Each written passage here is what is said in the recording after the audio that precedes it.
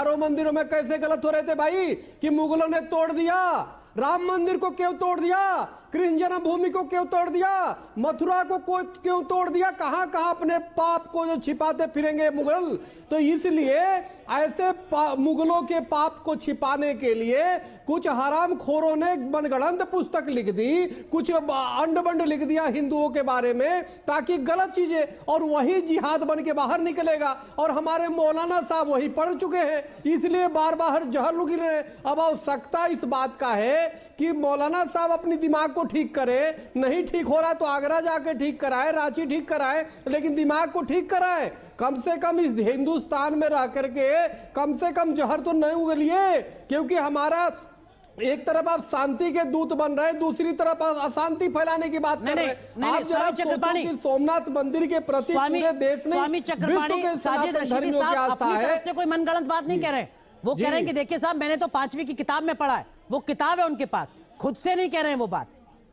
जाहिर सी बात है किसी ने लिखी होगी किताब। नहीं देखिए, केवल साजिद रशीदी अकेले पढ़ने वाले नहीं होंगे, अरे हमने भी सुनिए अनुराग जी हमसे भी लोग कहते हैं कि दिल्ली के जामा मस्जिद में गलत काम हो रहे हैं, तो क्या बुलडोजर चलवा दिया जाए दिल्ली के जामा मस्जिद में? और कितने मस्जिद मदरसों में गलत काम हो रहे हैं, तो बुलडोजर चलवा दिया जाए? राशिदी जी इसका जवाब दीजिए, क्या बुलडोजर चलवा दिया जाए? कैसी बातें कर रहे हैं? आप कौवा कान लेके गए तो कौवा के पीछे दौड़ोगे? कम से कम इतना तो बुद्धि होनी चाहिए, पढ़ने के लिए बहुत कुछ पढ़ता है आदमी, लेकिन जितनी नकारात्मक चीजें हैं वही।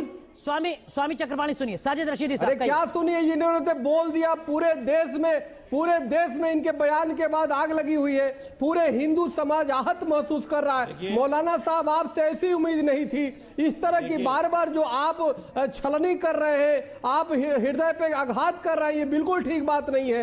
हमें लगता है कि हिंदुओं की भावना भड़काने का आपने सुपारी ले रखा है पाकिस्तान के द्वारा। पाकिस्तान ने आपको सुपारी दिया है, एक एक करके। मौलाना साजिद रशीदी हिंदुओं की भावना आहत करिए, कभी राम मंदिर तोड़ने की बात करते हैं, कभी राम मंदिर पे पुनः बाबरी मस्जिद बनवाने की बात करते हैं, कभी कुछ करते हैं, आखिर कब तक बोलते रहेंगे? अरे सुनिए भाई, बोलिए। अरे सुनिए मेरे भाई, चक्रपाणी महाराज आप मेरे भाई हो, अगर आपको मेरी बात बुरी लगी है मैं क्षमा याचना करता हूं, इसमें कोई लड़ने वाली बात नहीं है। अगर मेरी बात से आपको आहत हुआ है, किसी को भी आहत हुआ है, मैं क्षमा याचना करता हूं।